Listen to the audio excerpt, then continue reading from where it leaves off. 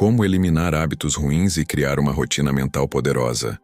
Se você já tentou mudar de vida e pouco tempo depois voltou exatamente para o mesmo padrão, existe uma chance enorme de ter chegado à conclusão errada sobre si mesmo. Talvez você tenha pensado que lhe falta disciplina. Talvez tenha se chamado de fraco, desorganizado, instável, preguiçoso ou sem controle. Talvez tenha começado cheio de vontade e terminado cheio de vergonha. E talvez o que mais esteja doendo não seja nem o hábito em si, mas a sensação de estar perdendo a confiança na própria palavra. Esse é o ponto em que muita gente começa a se destruir em silêncio. Não porque caiu uma vez, mas porque transformou a queda em identidade. O problema deixa de ser um comportamento e vira uma narrativa. A pessoa não diz apenas que falhou hoje. Ela começa a acreditar que é alguém que sempre falha. Não diz apenas que voltou ao velho padrão. Começa a concluir que nunca vai mudar de verdade. E quando a mente entra nessa lógica, qualquer tentativa nova já nasce enfraquecida. Porque agora você não está lutando apenas contra um hábito. Está lutando contra a imagem que passou a carregar de si mesmo. Talvez você conheça esse ciclo de perto. Você promete que vai parar. Aguenta um pouco. Sente que desta vez será diferente. E então, no momento em que o cansaço aperta, a ansiedade aumenta, o vazio aparece ou o impulso fala mais alto, tudo desaba de novo. Depois vem aquele peso interno difícil de explicar. Não é só culpa. É uma espécie de rachadura entre quem você queria ser e quem sente que continua sendo.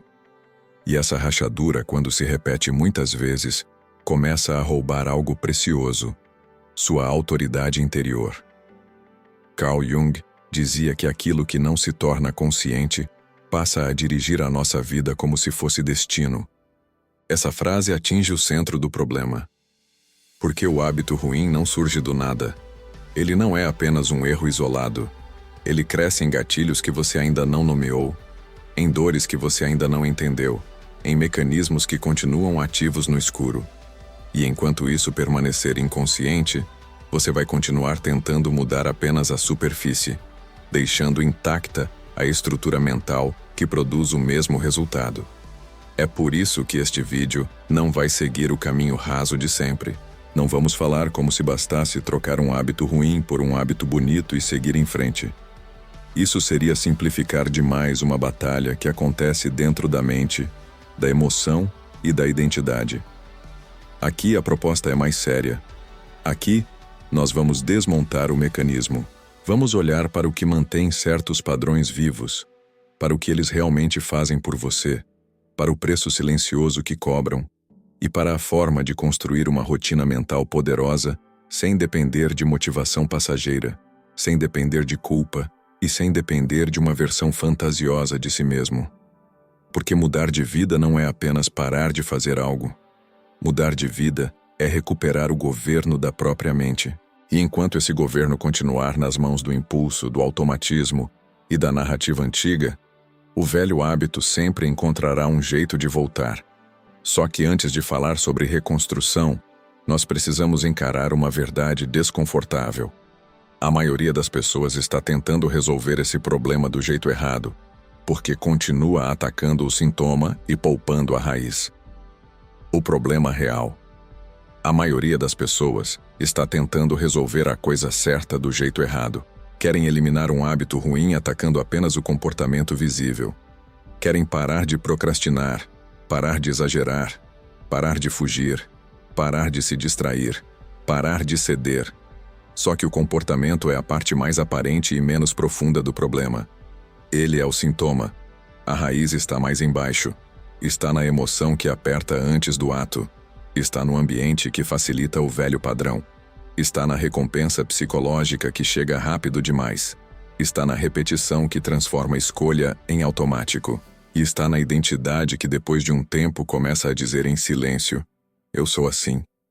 Talvez você já tenha sentido isso sem saber explicar. Você sabe que aquele hábito está custando caro, mas mesmo assim continua voltando para ele. E isso gera uma frustração estranha, porque parece que existe uma parte sua que quer mudar, e outra parte que continua correndo para o mesmo lugar. É exatamente isso. O hábito ruim quase nunca se mantém porque a pessoa o escolhe de forma fria, lógica e consciente todas as vezes. Ele se mantém porque ainda cumpre uma função.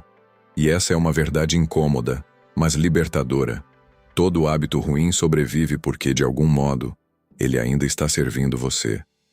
Sigmund Freud observava que muitos sintomas persistem porque ainda oferecem alguma satisfação escondida, mesmo quando causam sofrimento. Essa ideia ajuda muito aqui. O hábito ruim pode estar funcionando como distração, como anestesia, como fuga, como alívio, como sensação de controle, como descanso falso, como recompensa rápida para um dia emocionalmente pesado. Enquanto essa função permanecer invisível, você vai continuar chamando de fraqueza aquilo que muitas vezes é mecanismo. Vai chamar de preguiça o que às vezes é medo. Vai chamar de falta de disciplina o que muitas vezes é uma estratégia ruim para lidar com desconforto. Esse é o ponto que muda tudo. Quando você entende que o comportamento não é a raiz, a culpa começa a perder um pouco do poder e a lucidez ganha espaço. Você para de olhar apenas para o ato e começa a olhar para o sistema que torna esse ato sedutor, automático e familiar. Para de perguntar apenas por que faço isso e começa a perguntar o que isso está resolvendo em mim, ainda que de forma pobre, rápida e destrutiva. Essa pergunta abre caminho para uma mudança real, porque tira você do teatro da autopunição e coloca você no terreno da reconstrução. Mas existe um detalhe ainda mais perigoso. O hábito ruim raramente entra em cena com cara de destruição. Ele entra com cara de alívio. E é justamente por isso que ele se torna tão difícil de abandonar. Porque a mente não corre para ele apenas por gosto. Corre porque, em algum nível, ele parece socorro. E se você não enxergar isso com clareza, continuará subestimando o verdadeiro inimigo. O ciclo secreto. O hábito ruim não se mantém apenas porque você repete um comportamento. Ele se mantém porque existe um ciclo funcionando no escuro. E enquanto esse ciclo continuar invisível, o hábito sempre vai parecer maior do que realmente é. Você vai achar que caiu por falta de força, quando muitas vezes caiu porque o mecanismo inteiro já estava montado muito antes do comportamento aparecer. Esse detalhe muda tudo, porque tira o problema do campo da culpa cega e coloca no campo da consciência estratégica. Tudo começa com um gatilho.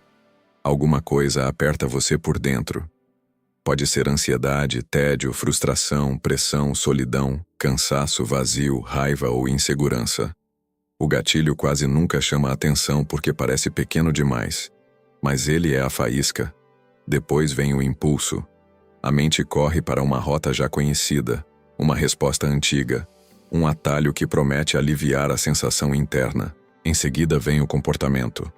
Você faz aquilo que já virou costume automático. E então chega a recompensa. O desconforto diminui por alguns minutos. O corpo relaxa um pouco. A mente se distrai. O peso parece menor. E é exatamente aí que o cérebro aprende a lição errada. Quando isso acontecer de novo, volte para o mesmo lugar. Epicteto insistia em uma verdade simples e dura. Não são os acontecimentos que escravizam você, mas a forma automática como responde a eles. Essa ideia encaixa perfeitamente aqui. O gatilho não é o dono da sua vida. O problema é a resposta treinada que ficou rápida demais, familiar demais e aceita demais. Com o tempo, a mente já nem pergunta se aquilo faz sentido. Apenas corre para o alívio mais conhecido. E quanto mais isso se repete, menos parece escolha e mais parece natureza. É aí que o ciclo ganha sua forma mais perigosa. Ele deixa de ser apenas comportamento e passa a influenciar identidade. Você não diz apenas que procrastinou. Começa a acreditar que é procrastinador. Não diz apenas que perdeu o controle. Começa a achar que sempre será assim. Não diz apenas que escorregou. Passa a se definir pela queda. E quando a identidade antiga entra em cena, o hábito deixa de ser só uma prática ruim. Vira narrativa. Vira uma história mental sobre quem você é. E toda vez que a história antiga ganha força, O comportamento antigo encontra terreno fértil para voltar. Talvez essa seja a parte mais dolorosa de perceber. O hábito ruim não rouba apenas um pedaço do seu dia. Ele começa a treinar você para se enxergar de forma menor. Cada repetição fortalece mais do que uma ação. Fortalece uma expectativa. Fortalece uma versão de você que começa a parecer definitiva. E é por isso que tanta gente sente que volta sempre ao mesmo ponto. Não porque está amaldiçoada, mas porque o ciclo continua funcionando sem ser interrompido na raiz. A boa notícia é que um ciclo pode ser quebrado. O gatilho pode ser identificado. O impulso pode ser atrasado. A recompensa pode ser desmascarada. A repetição pode ser enfraquecida. E a identidade pode ser reconstruída. Mas isso exige encarar um erro que quase todo mundo comete. Muita gente tenta mudar o hábito sem trocar a imagem que carrega de si mesma. E esse talvez seja o erro mais caro de todos. O erro fatal. Talvez uma das coisas mais cruéis em todo esse processo seja esta. Muita gente tenta mudar de vida sem mudar a imagem que carrega de si mesma. Quer parar de procrastinar, mas continua se vendo como desorganizada. Quer vencer a autossabotagem, mas ainda se define como fraca. Quer construir disciplina, mas mantém viva a ideia de que é impulsiva, instável, sem constância. E quando isso acontece, o esforço até começa, mas já começa rachado por dentro. Você pode até viver alguns dias bons, pode até sentir foco, clareza, firmeza e até um certo orgulho de si. Mas, se a sua autoimagem continua presa à versão antiga, qualquer avanço parecerá temporário e qualquer erro parecerá prova. Prova de que nada mudou. Prova de que era questão de tempo até tudo desabar. Prova de que você só estava tentando interpretar alguém que não é. É assim que muita gente sabota a própria transformação. Não pelo hábito em si, mas pela identidade que continua protegendo esse hábito em silêncio. Marco Aurélio entendia que a vida exterior acaba tomando a forma do governo interior. Essa ideia atinge o centro do problema. Se o seu governo interno continua desorganizado, derrotado e incoerente, seus hábitos vão obedecer a essa desordem.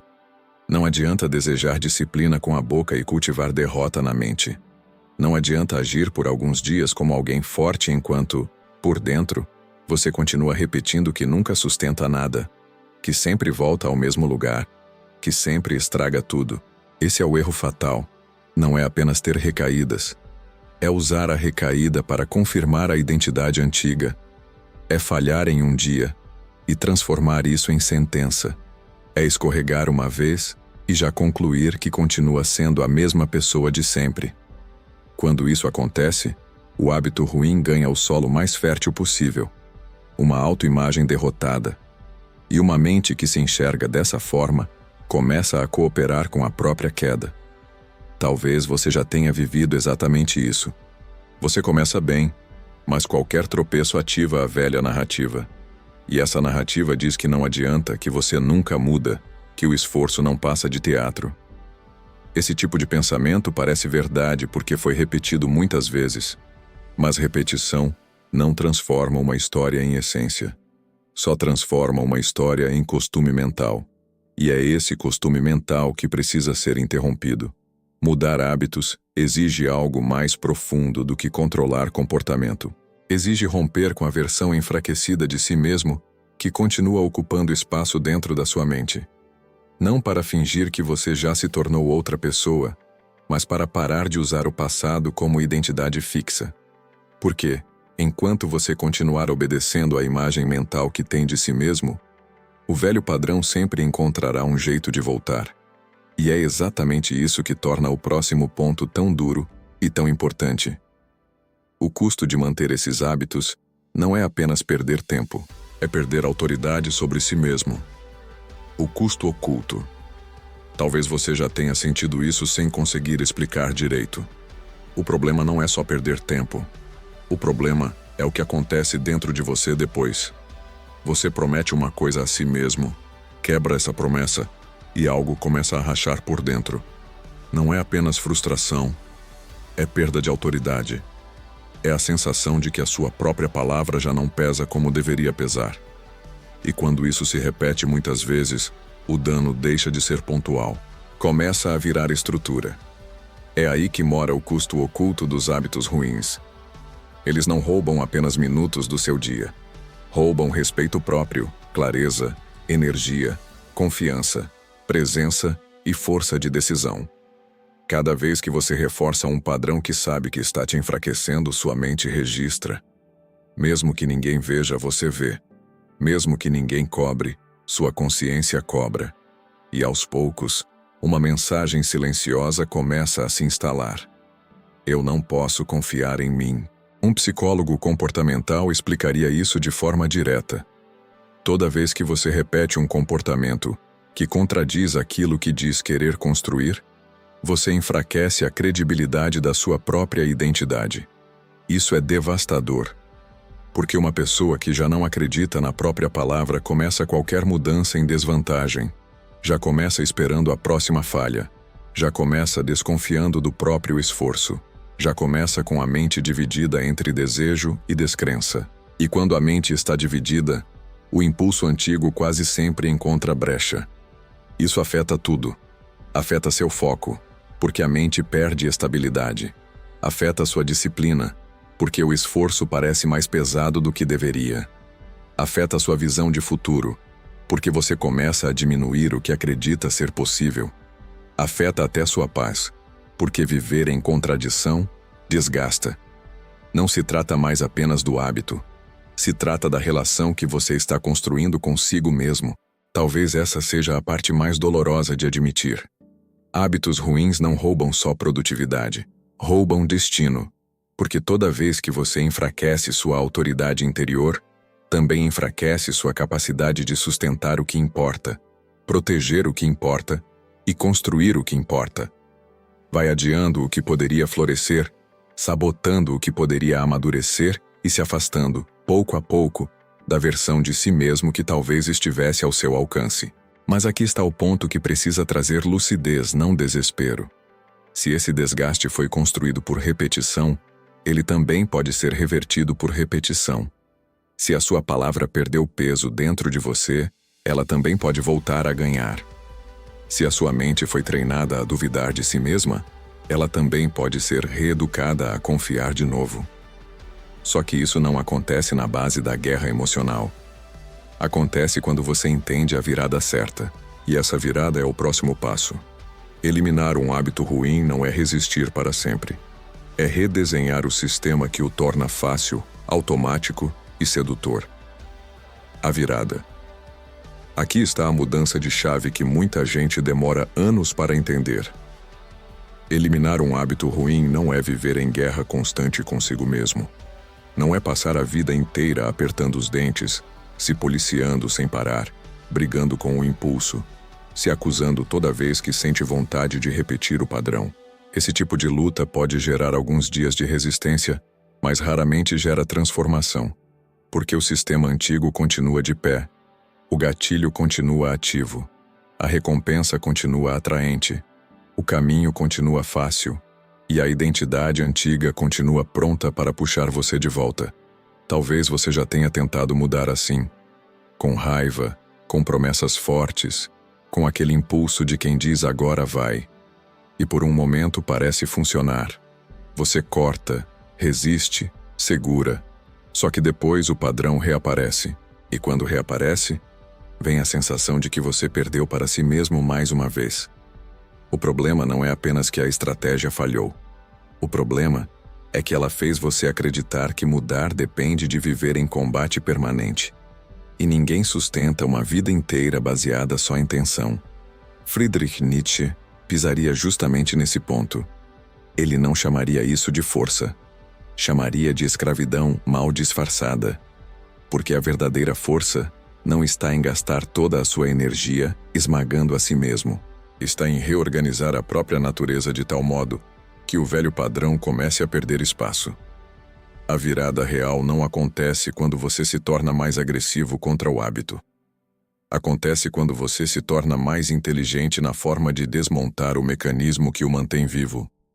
É por isso que eliminar não é resistir. Eliminar é redesenhar.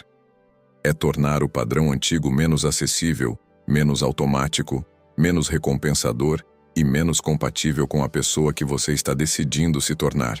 Esse ponto muda tudo. Você para de agir como alguém que tenta sobreviver ao próprio impulso e começa a agir como alguém que está reconstruindo o terreno onde esse impulso cresce. O primeiro movimento dessa virada é tornar o gatilho visível. Você precisa parar de chamar de acaso aquilo que já é padrão. O que normalmente ativa esse hábito em você? Tédio, pressão, cansaço, ansiedade, solidão, ambiente bagunçado, excesso de estímulo, sensação de vazio, medo de começar? Enquanto o gatilho continuar sem nome, o hábito continuará parecendo surgir do nada. E tudo o que parece surgir do nada parece mais forte do que realmente é. O segundo movimento é tornar o caminho antigo mais difícil. Se o hábito ruim está sempre a um gesto de distância, ele continuará vencendo nos momentos em que você estiver mais vulnerável. Então, pare de romantizar a ideia de que força mental é deixar tudo igual e apenas resistir.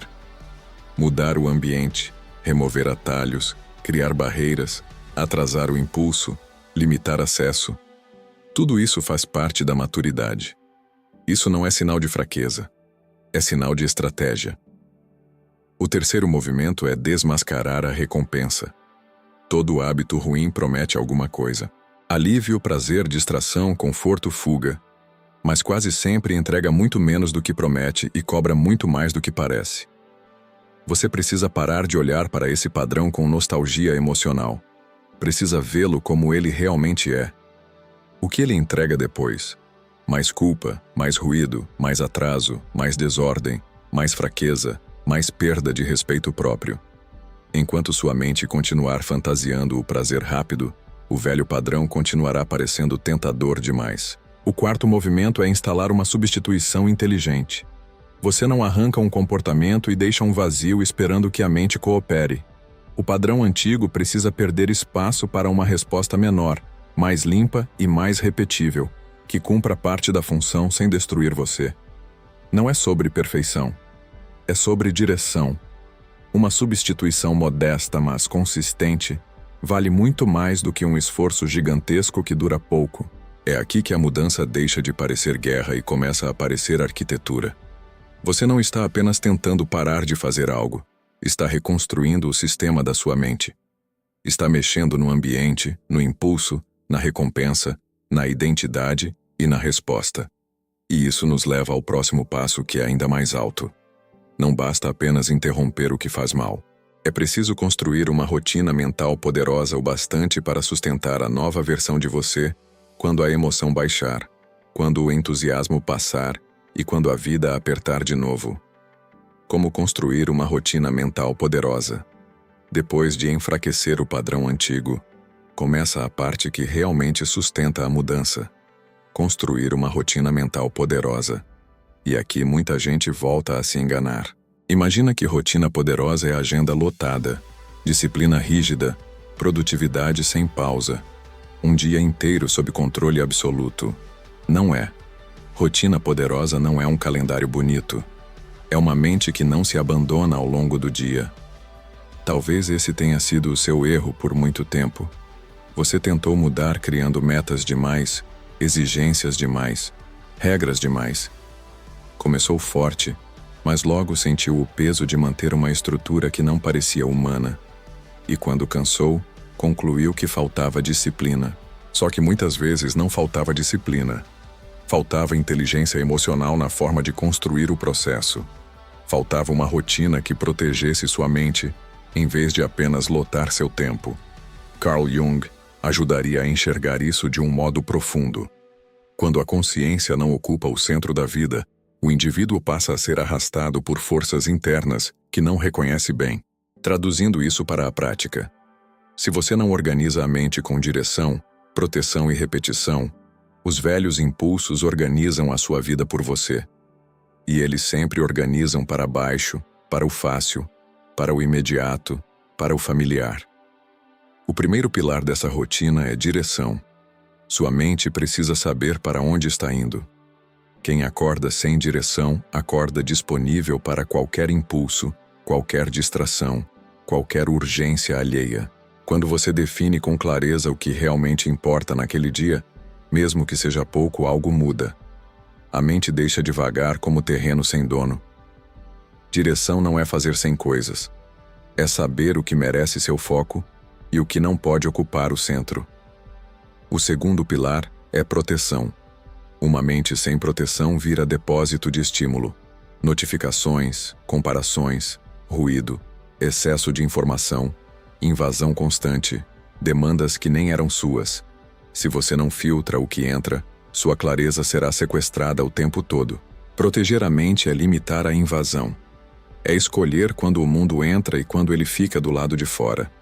Isso vale para telas, pessoas, horários, ambientes e conteúdos. Quem quer força mental não pode viver disponível para tudo. O terceiro pilar é repetição. Não existe mente forte sem repetição consciente. O que fortalece a rotina não é intensidade ocasional. É constância. Você não precisa viver dias perfeitos. Precisa viver dias honestos, repetidos o suficiente para que a mente comece a confiar no novo padrão.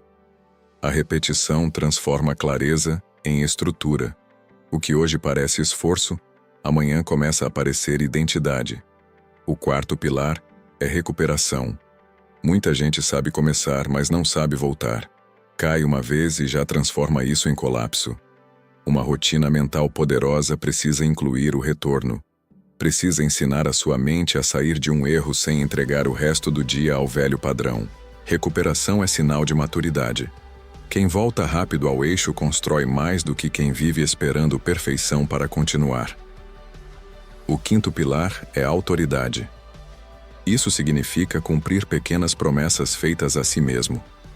Nada fortalece mais a mente do que a experiência repetida de dizer que vai fazer algo e realmente fazer. E nada a enfraquece mais do que viver quebrando a própria palavra. Autoridade interior não nasce de discursos bonitos.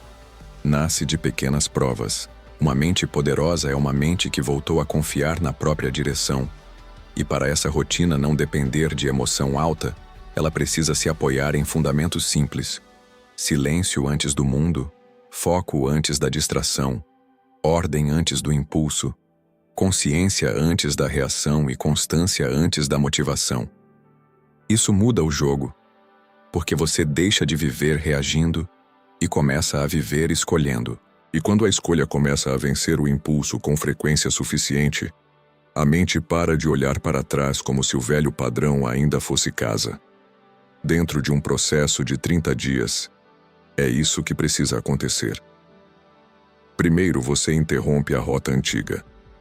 Depois substitui por uma resposta menor e mais limpa. Em seguida, consolida o novo padrão até que ele ganhe familiaridade.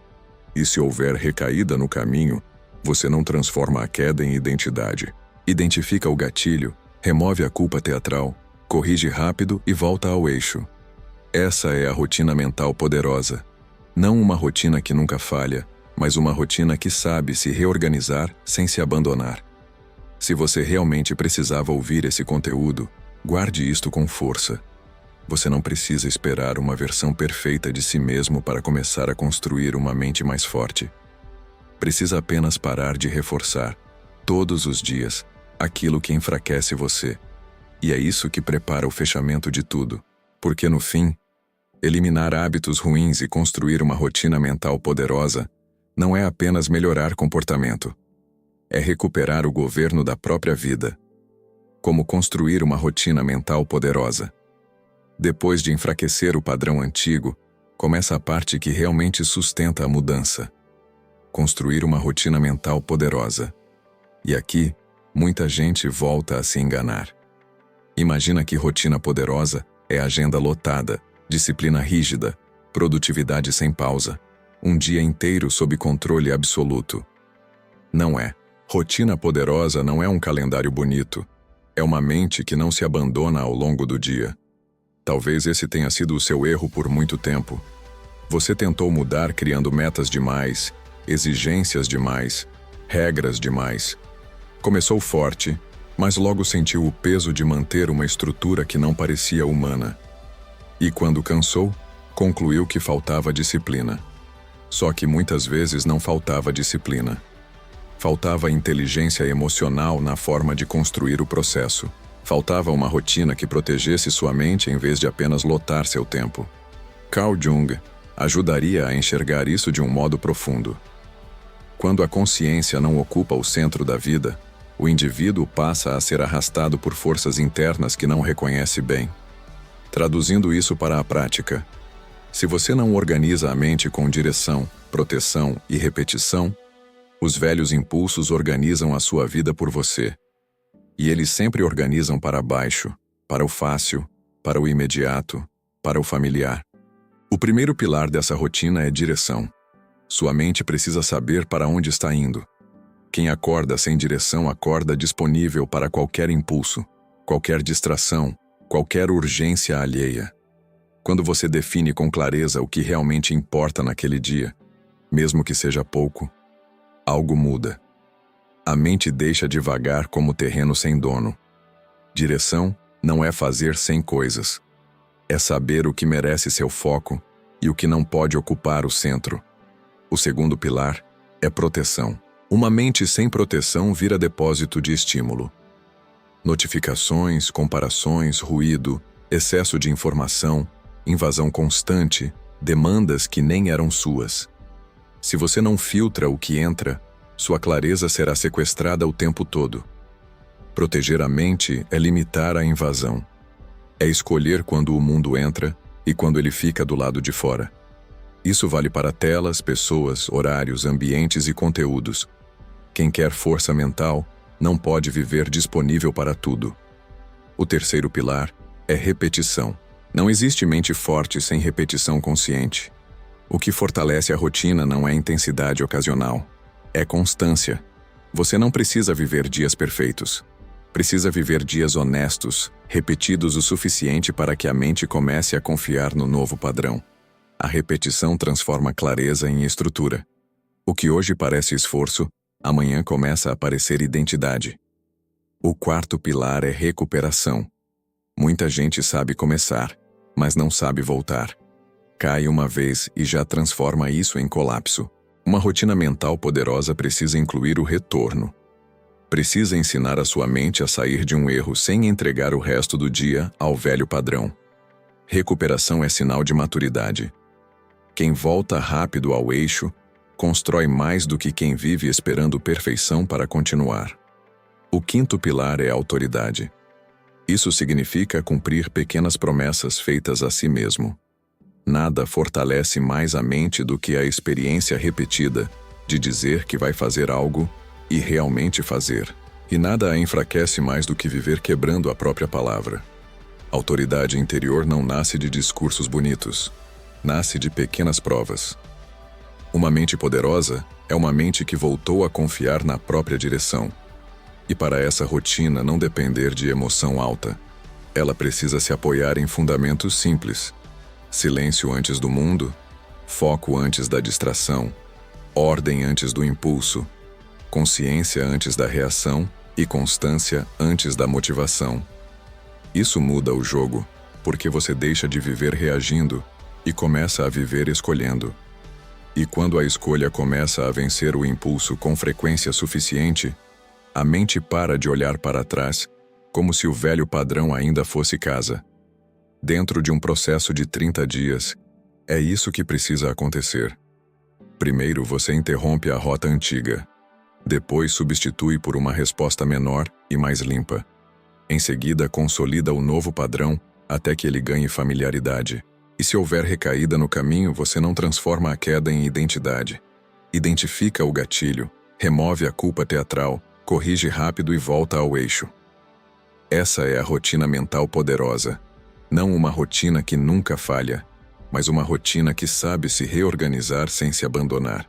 Se você realmente precisava ouvir esse conteúdo, guarde isto com força. Você não precisa esperar uma versão perfeita de si mesmo para começar a construir uma mente mais forte. Precisa apenas parar de reforçar todos os dias aquilo que enfraquece você. E é isso que prepara o fechamento de tudo. Porque no fim, eliminar hábitos ruins e construir uma rotina mental poderosa não é apenas melhorar comportamento, é recuperar o governo da própria vida. No fim das contas, o problema nunca foi apenas o hábito. O problema era a mente sem direção que continuava alimentando esse hábito, mesmo quando você já estava cansado dele. Era a estrutura interna que mantinha vivo o gatilho, o impulso, o alívio rápido e a narrativa antiga. Era a forma como você pensava, reagia, se via e se organizava por dentro. Enquanto isso permanecesse intacto, qualquer mudança seria frágil. Poderia até durar alguns dias, mas continuaria ameaçada no primeiro momento de pressão, cansaço ou vazio. Agora isso está claro. Hábito ruim não é só um comportamento inconveniente. É um padrão que disputa sua mente, sua energia, sua identidade e seu futuro.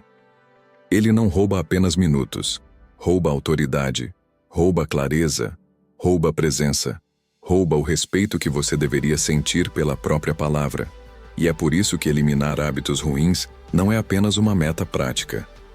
É uma decisão mais profunda. É escolher não continuar negociando com padrões que enfraquecem sua consciência. Marco Aurélio lembraria que a qualidade da vida de uma pessoa acompanha a qualidade dos pensamentos que ela permite governar seu interior. Essa ideia fecha tudo com precisão, porque o hábito ruim não se sustenta sozinho.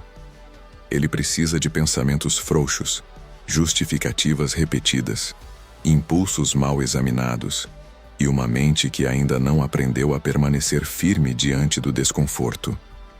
Quando isso muda, o comportamento começa a perder solo. Quando o governo interior muda, o padrão exterior perde sustentação.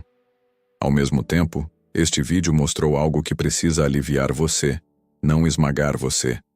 Você não está preso porque nasceu sem disciplina. Em muitos casos, você está preso porque aprendeu mecanismos errados de lidar com tédio, ansiedade, cansaço, frustração, vazio e pressão. E o que foi aprendido pode ser reeducado. O que foi repetido pode ser substituído.